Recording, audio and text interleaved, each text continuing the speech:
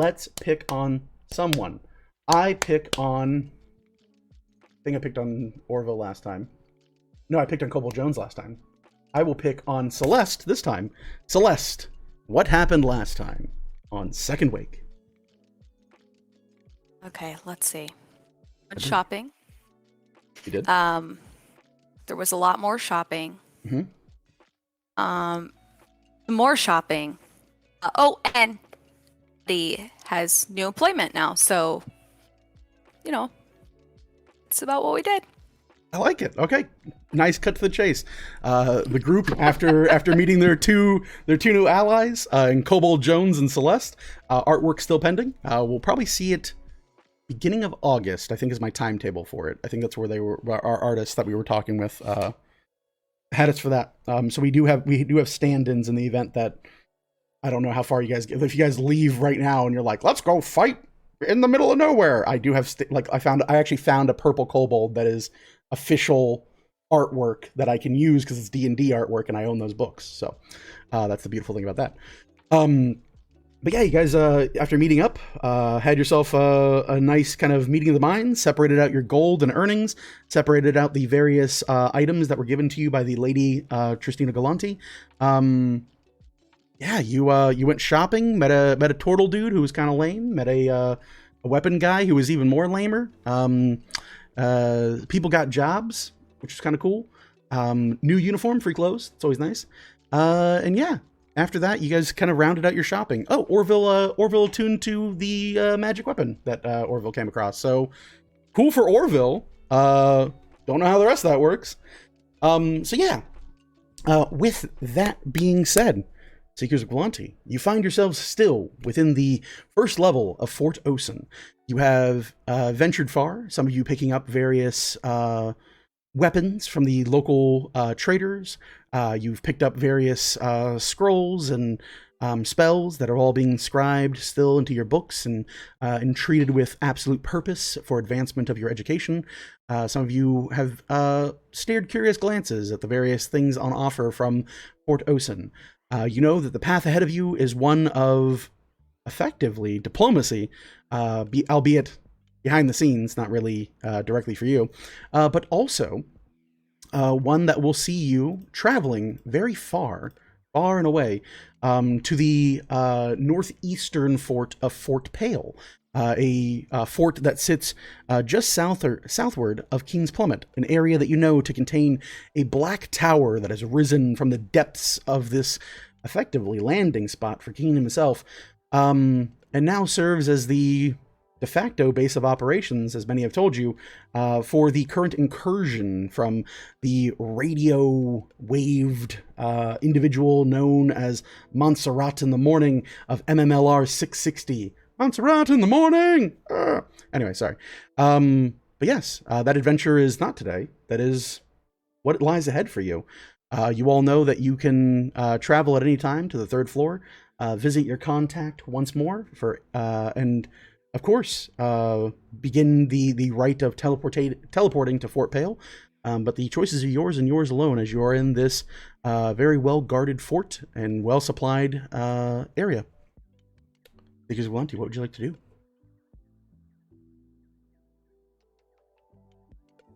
I'm gonna do like this from somebody. Is Felix still with us? Yeah, you guys just finished up lunch. You just had a bunch of burgies and brews. Felix is sitting at the table, slapping his belly. Yeah, bro.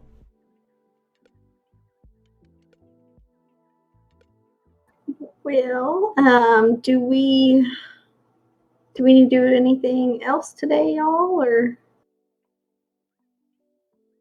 is there anything anyone wants to do while we're here?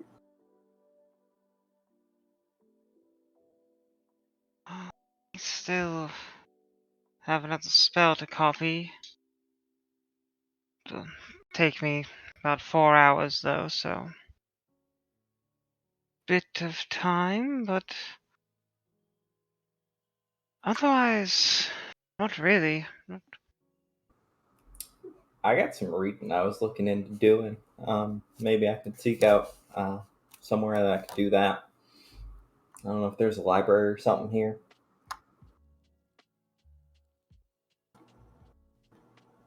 Is there a library here? There is not a library here. The most you have are the small traders on the first floor here, some of which carry various books and journals that they put on offer for sale to passersby. But being that it is effectively a military fort that stands primarily as a defense against northern incursion, it's not like a formal city that might have a study or a way to teach or train individuals coming through. Yeah, no library. Well, shoot. Well, hail. Well, while me and Orville were out taking care of our needs, did any of you find anything else of interest? We looked over the market on the first floor here yet?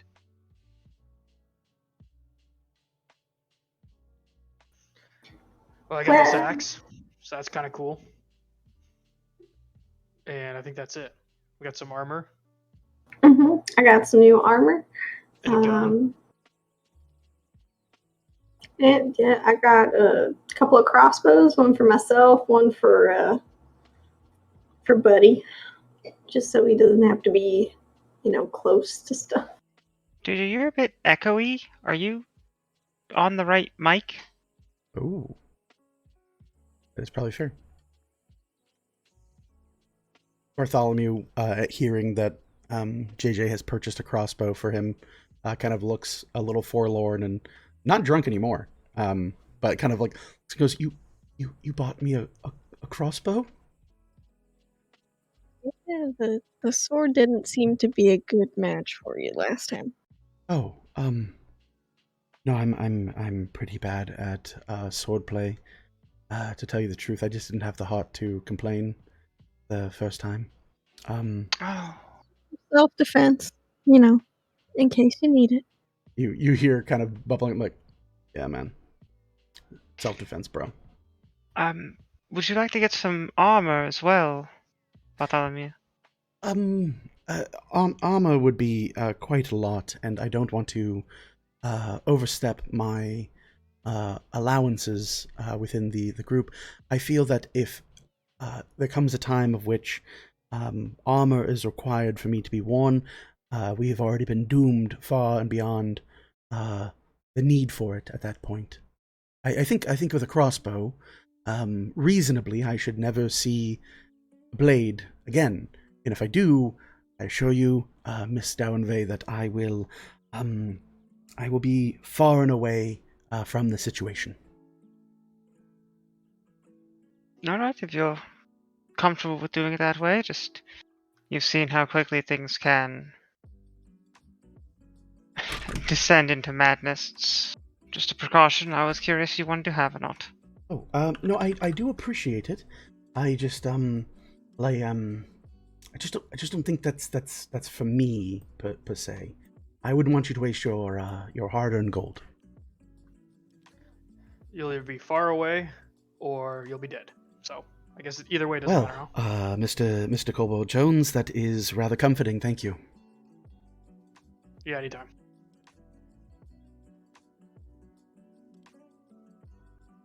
Thank you. Well, it sounded like we were a bit focused on what we were looking for. I kind of want to just kind of take a walk around and see what is perhaps set up here on the first floor, since they're a bit more sporadic travelers passing through and setting up little things. There might be someone who has more of what I'm looking for. I'd be happy to accompany you.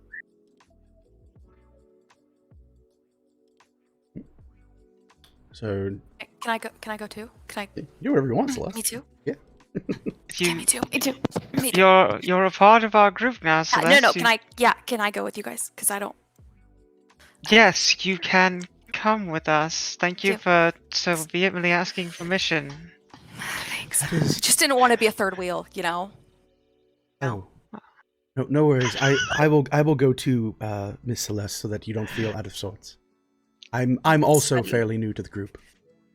Oh, perfect. Yeah. Yes, Hey, yes. buddy. Speaking of which, Yes, hi. how do you feel about using a bow? Like, do you want some practice? Maybe some like Practice. You know.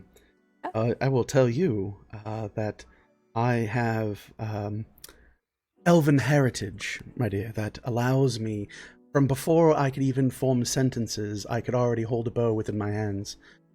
So truly, I do thank you, but I do have a bit of elven grace, despite my current outset and look. Is that right, buddy? That makes sense. Yes. And truly, how much more difficult could it be? A longbow, a crossbow, you just point and shoot, and you pull the string back. Can't be much harder than that. He would probably be better with a short bow or a long bow. Tell you what, buddy. I'm gonna walk to the other side of the bar, Okay. and you're gonna shoot me With what? with a crossbow. Oh. Okay. I It promise seems- you can't hurt me. I promise you can't hurt Shoot me. Now hold on, inside. Orville. Let's, if you really want to have this test, let's not do it in this establishment. No, I know it's think we should open here, definitely but do it let's- here. You What hear could go wrong? you hear Felix lean forward a little bit, still kind of like buzzed. It was like, hey man, broski, come on, man. Yeah, man. Fuck yeah, bro. You should shoot him. Fuck this guy. Yeah. Sorry, Overall, you're cool, bro, but like, fuck him up, buddy. And he pats Buddy on the shoulder, like very supportive. He's like, you want to use my piece, Buddy? But he's like, no, I think they purchased a piece from you, right? And he goes, yeah. Chill, no problem, dude. All right, sure, I will take you up on your goading, Mr. Orville. I think it's a bit barbaric, but if it means that I can prove myself to the group, then yes, I will do that. There are so many ways this is going to go bad. I think of like 2. That's not so many. A few. Fair. A couple. Yeah, just a couple. Not a few. Buddy stands up and like kind of like wipes off some of the burger grease from the meal off of his clothes, which he's wearing about a third of it, and walks up to JJ and goes, all right, I will take the crossbow you have procured and 1 bolt. I will only need 1 bolt to show my prowess and proficiency with the weapon, and then we can be done with this and focus on your journey. Oh, we was chosen. Orville, should we get a fruit for your head or something? I think I'll be able to catch it though. I'm not too worried. Do we really want to do this now inside the bar? I mean, I don't, but the stupidity is copious right Yeah, now. You know, JJ, I think you're right. I think we should. This is not a matter for indoors. I think we could, take this maybe around the back. Yeah, my problem is just somewhat at the rare off chance that for some reason this arrow instead goes through some random person's head instead of Orville catching it. That would be difficult, yes. If it I don't think we want Orville- you in jail. Yes, I need to go to jail. I see your concern, Miss JJ. I recognize it. In the event that I am so good as to impale Orville and the person behind him is struck, that would pose a problem. I do see your problem. Okay, yes. Absolutely. We will do this outside, Orville. I will. What's the term? I will catch you outside. How about that? How about that, indeed? We can go to some like shady back alley, by a dumpster maybe. There's a It's a tower. it's a pearlescent tower of white, Mr. Kobold. Bones. What, you think that there's not alleys or dumpsters in the pearly white tower? It's raining outside. I don't think the floor cleans itself. It literally. Have you ever does been that. here, buddy? Have you ever been here? Yes, actually. Yes, I have been here before. Well, me too. Oh, okay. In fairness, and I will admit I was under the influence when I was last here, but nevertheless, I have been here before.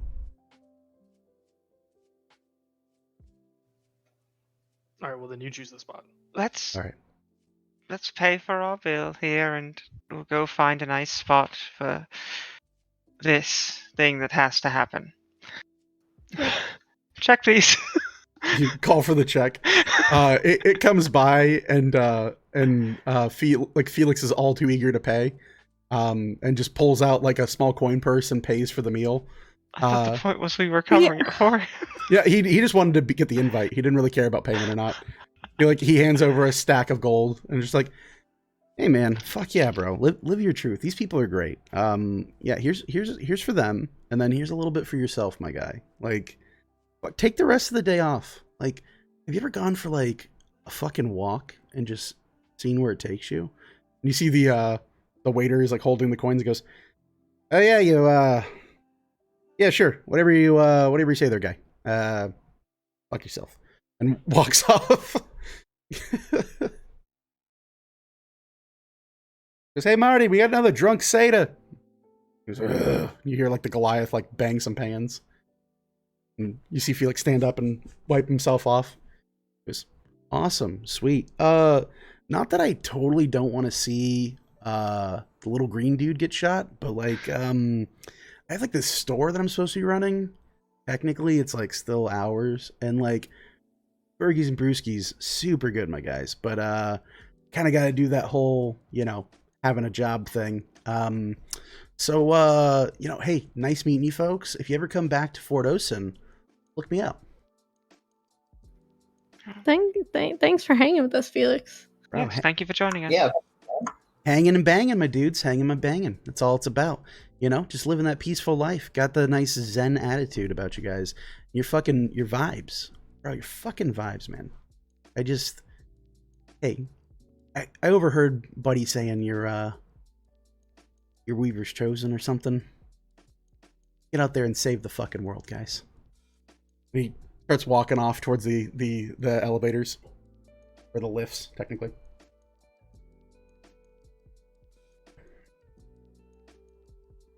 You see Bartholomew like,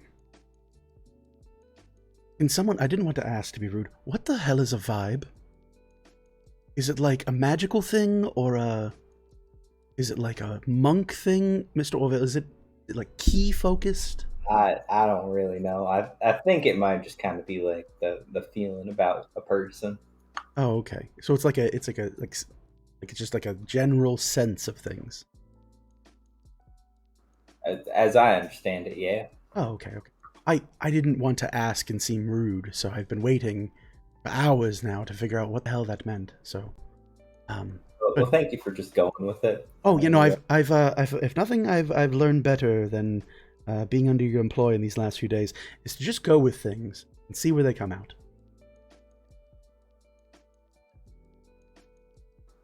It's a vibe, buddy. Vibe. It is a vibe, Miss Celeste. Thank you. Should I start use? Is that more comfortable addressment? Should I start saying my dudes? Let's just pretend like Felix didn't teach us all that stuff. Oh, okay. Okay. So wait. In that we forget the stuff. Or no he taught. more vibing. Oh, no more. Okay, understood. I didn't know if we just wanted to take credit for all the things he taught us, or if we taught us this. No. Okay. Well, I'll leave that alone We're then. not. Yeah. Okay. Yeah. Gotcha. Right. No more vibing, but we will get Burgies and Brews again sometime, because this was pretty good. Let's go do something stupid. Come on, let's look for a nice place. All right. If you guys are heading off to do this contest between Buddy and Orville, I guess. Let me know. Are you guys going to try to find a place outside? Are you guys going to try and find a place in the city to do it? Where do you want to try to find an area to attempt this? I mean, how bad is the rain? If you start heading for outside, I mean, you can hear it like a soft echo at this point, because it is a single structural tower that ascends up to the heavens. If you walk out and even towards where the large double doors are that close this place off, it's coming down in a sheet. It is just pouring in the rain. Well, do you want to go for an easier shot inside or hard mode outside? I don't know. 'Cause that's definitely hard mode. Don't know what the difference is. If Mr. Orville is wanting to make sure that I don't accidentally skewer 2 people today, then I will, you can happily walk outside in the rain, Mr. Orville. I think we should take it easy on you, buddy. Let's do it inside first. Oh, okay then. I'm going to start looking around for a just kind of less populous area where this can maybe be done. Sure. A little out of sight and a little... Yeah, Can base, I assist in this matter? yeah, I mean, base investigation alone, no roll required. You guys spend a couple of minutes. You find an area between 2 merchant tents, one of which is this kind of like haggard-looking bugbear of an individual. And kind of like looks you over, and it's like starts hearing the talking. Like, okay, so I'll take this crossbow, I'll load it, shoot it to you, and if I hit you, then that's I've met the criteria. Yes. Oh, fantastic. And you see this bugbear individual going, if you're going to shoot people, I reckon maybe you compensate for the trouble. And sitting at like a tent with like a small it's like a nice knitted blanket with like a few small like polished rocks and stones on display and for sale. Goes, neighbors out for lunch, but I'd run you a copper coin and I'll look the other way. All right. You got me. Yeah, sounds good. You hand the bugbear a copper, and yeah, so you find this perfect little area that's like a long pathway that's just between 2 merchant tents, and as you pay the 1 copper to the bugbear, you feel him like kind of flick it and go, score. And Buddy goes, all right, Orville, take whatever position you'd like, and I will attempt to hit you with this rather heavy crossbow. Yes, this crossbow here. Hey, JJ, I reckon this fella's got a bit of a gambling streak in him. You wanna take odds on this with him? Oh shit. What say you, fella? You ask the bugbear? Yeah, you said yeah, okay. The bugbear kind of looks over your direction and goes, oh, sorry, I was just looking to the other side. If I'm allowed to watch, what's the game? Well, he misses whatever you are comfortable putting down. And if he hits, I'll pay you a gold. Why not? All right. So if I wager, if I put money in, I win. If he misses what I put in, but if he hits him, I earn a gold. I'm in. It seems like the deal of the day. Wait, yeah, sure, that works. That's fine. All right, I'm in for this copper coin I happen to have, and if he hits him, I'll take that gold. That's fine. Best bet I've ever made. What? I'm not familiar with your type. The horns. Where are you from? What sort of heritage do you have there? I'm from Deerwood area. Oh, you're from the Deerwood. So are you a deer? I'm a shifter? A shifter? Yeah. I know. Thank you for teaching me a very valuable and important lesson about shifters, my dear. Oh, right. He puts the 1 gold coin in front of him. He sits like cross-legged on the ground and like puts both hands on his thighs and looks down into this alleyway, waiting in like with eagerness. And you see Bartholomew at this point has gotten the crossbow from JJ, has the 1 bolt, and is like looking over the bolt and like trying his absolute best to look like he knows what he's doing.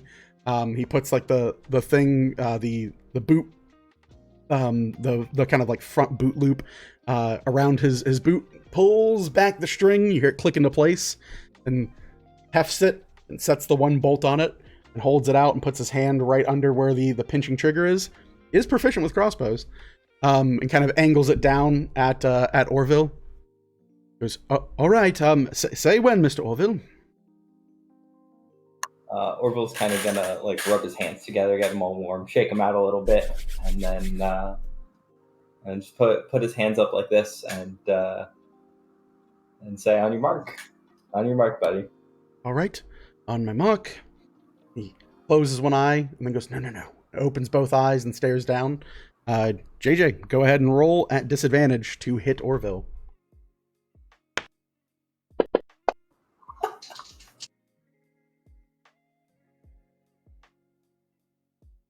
Oh, that's bad. What's the low roll? 6. 6, okay. No natural one? No, I thought the 7 was a 1 for a second, Oh, but it's a 7. Okay. So 7, he is proficient for +2 and then has a minus dex, right? And I think it's -1 on his dex, right? Yeah. He's so an 8. So has an 8 with the inspiration given to him earlier, brings him to a total of 11 thanks to Felix. And you fire off this bolt. I'm assuming an 11 does not hit you, Orville. Oh no. Yeah. So you see it soar off, and it kind of like trails up a little bit and seems a little bit shaky before finally like kind of crashing into like one of the nearby walls. He goes, okay, well, that was, yeah, it fired. You did good. That was good, buddy. It was good. Thank you. Yes, I did the thing. Now I am a real tough customer. Thank you. I would like to go or I'll have Orville go and retrieve the bolt from its resting place. Yeah, go ahead and roll a d4. On a 1 it breaks. 25% chance from recovering ammunition. That's 2. 2. You're good. You rip the bolt right out of this like piece of stone that is kind of just like a barrier, and you recover it, able to hand it back to Buddy. You see the bugbear sat on the ground and goes, I do reckon you owe me a copper coin. Oh, shit. That's a bet. Can you take a silver? I don't have a copper. Oh, if you're twisting my arm, I guess I could take a silver, yeah. Okay. You can have a silver. You hand a silver to this bugbear. This bugbear's like, Do you need a copper? score! It's okay, What is it? Will. Thank you. This is the best. I don't know anything about you folks, but I reckon you're all tremendous, great individuals. Clearly, you're a group of saints on a pilgrimage to save all of the world. Clearly. Something like that. Something, yeah. And Buddy kind of chimes in and is like, you can tell all that just from this one interaction? He goes, yes, I have an eye about these things. He goes, wow. Do you fancy yourself an adventurer, sir, perhaps? We could use that kind of foresight, don't you think, y'all? Buddy, it's okay. Oh, okay. Okay, I'll stop now. He like slings this like light crossbow up over his shoulder, and like has already faceted the small little quiver of bolts to his belt. And he's like, Bartholomew Iridan, archer extraordinaire. Like it. Oh, Yep, like the part. I've always wanted to do this. Hey, Orville. Yes, buddy. You have a piece of coal. Piece of coal.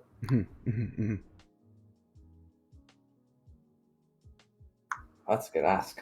Or like a small, maybe like a piece of charcoal even, or maybe a knife. Could I borrow your knife?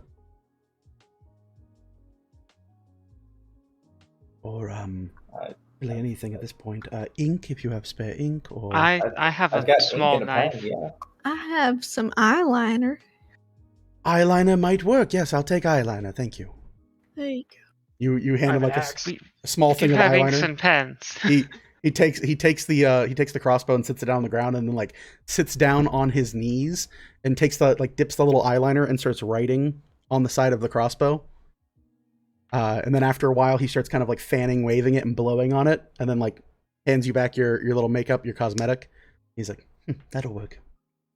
And he goes and puts the crossbow back over his shoulder. Can I see what he wrote on it? Did he Sure. just write his name? Do you read Elvish? Yes. Okay.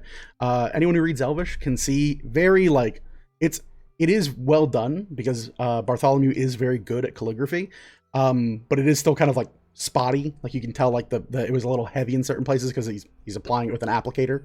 But it's the elven word for diplomacy on the side of his crossbow.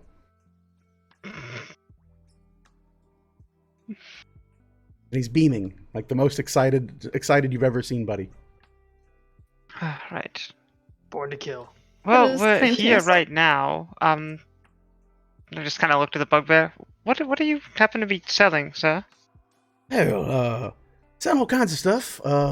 Step right up. You see, you are of this group of most discerning eyes and high fortunes. I am selling here a number of fine items you can only find farther to the eastern areas, past the mountain range. These here are stones, the quartz gems, in fact. And you look them over, and they are all like pretty like things you would actually see in like some very like basic sort of like geology offerings. They're regular stones that are broken in pieces that you can see the insides of have small kind of like inexpensive crystals and just like interesting things to look at. You see like various quartz formations of like varying degrees of color and structure that all seem rather like mundane and normal, but pretty to look at, much in the way of that. He kind of like looks to you and goes, there are a number of people here that have told me that these can realign your spiritual awakening. You can put them on your windowsill at home and it'll give you benefits for your love life. Where beyond the mountains did these come from exactly? Do you mind me asking? Oh, just a bit south of Isgrad.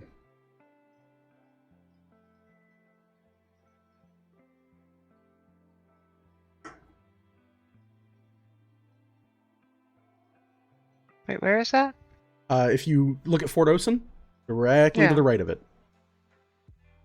Isgrad Thalic is one of the cities. Oh, it's Dalek. Okay. Or Thak. It's Thaak. Back. Yeah. Isgrad Thak. Okay, cool.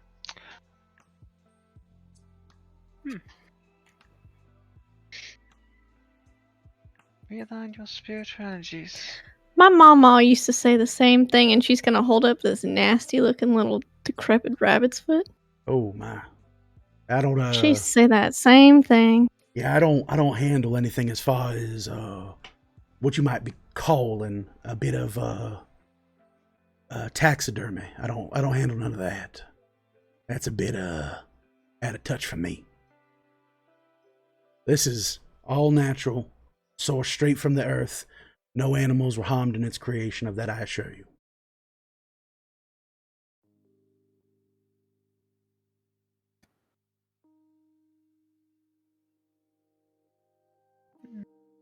And how much for one?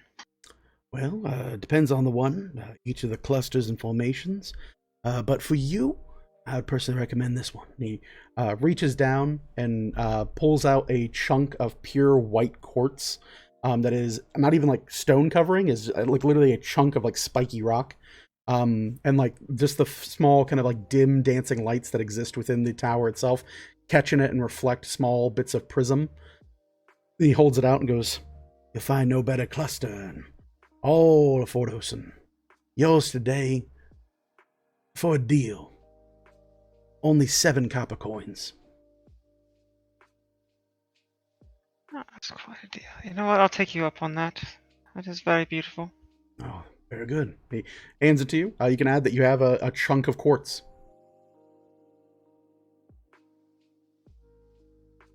And as he like takes it from the blanket he has it on and hands it to you, he kind of like looks, and you, for those of you trained in insight, see that he's got like a backpack filled with other stones, and most likely when you guys walk away, he's gonna root through it and fill the space on the blanket. That way it always looks like it's full. Another satisfied customer. Yes, thank you. Mm-hmm. Orville's gonna give the inventory a look over for anything on the smoother side. Like, I'm not looking for like spiky, quartzy stuff. More like a smooth, like kind of jade or. Oh yeah, like just like gemstone. Yeah. You look it over, and from what this guy's got on offer, it is all just quartz stone and like small, kind of like crude and polished, natural looking stones. Nothing seems to be overtly polished or cleaned in a way that would detract from the natural patina that would be kind of coveted among rock and stone collectors at this point, crystalline collectors. Okay, no worries. But yeah. With that, what do y'all want to do? Right, if we're done with this exercise, thank you, sir, and Thank let's you. take a look down here and see if we can see what else is on sale. I can describe all of the random nonsense that exists in this market.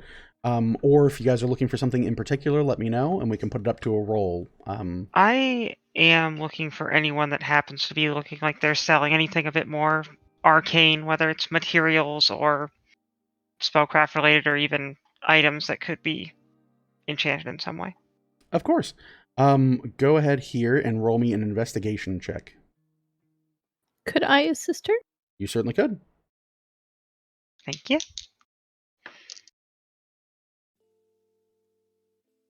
16 would be a 23? A 23? Okay. Yes. With a 23, you start looking over the various offerings. There are certainly a number of people that have odds and ends. Some people have handcrafted baskets, backpacks, various small goods that they have on offer. There, you pass a number of people that are selling flowers or basic like cure-alls, but they're more alchemical and like old wives' tales medicine than actual alchemy. Looking over the area, it is slim pickings. It seems like the people who make way here from the southern lands are more set in their ways to kind of bring like local offerings, kind of like you would see at like any of your local downtown like meetups or like wagon wheel kind of markets, where you're kind of just seeing like, hey, here's the stuff that my wife made, or here's the stuff that my kids weaved when I was working the fields, or here's like something that like maybe while I'm here in town I can offset. People are literally selling like empty barrels and crates, things that they've lugged up here to with whatever material they were selling to the fort or its denizens. Now they're really just trying to resell the containers, so it's less stuff to bring home and less weight on the horse's back. But after about a half hour of searching or so, kind of going through the various bazaar of the area, you do come into view of a rather strange looking individual. They are reptilian in nature, but you can see them as they kind of look over. There is a strange kind of pattern to them. They have this kind of like pale white skin, but in the light it continues to shine, and every movement and gesture is this kind of faded, almost natural refraction of light, resulting in this prismatic color against this pale white skin. They're sitting in kind of well-dressed robes, and among all of them, rather than sitting on like crates or boxes, they have a formal field chair. While not a official stall, their offerings are sat on a collapsible folding table. And you can see this lizard folk has a number of growths from the top of their head, not hair or any type of kind of like body, like, you know, anything of that sort. But they're actually like the growth and plumage of various feathers that are slowly peeling out from the top of their scalp, almost giving the illusion of a crown that is being worn upon their head. As you all approach, you look, and you can, the thing that catches your eye, Vel, is you note there are a number of like odds and ends that are on this table, from orbs to chalk to crowbars to various small bottles of various colored liquids, leather satchels and bags, even a couple of pairs of scimitars that are sheathed and put to the side. It seems like this individual has brought what might attribute, rather than just a person's personal wealth, to their actual kind of like maybe like an entire town or small village's worth of material goods.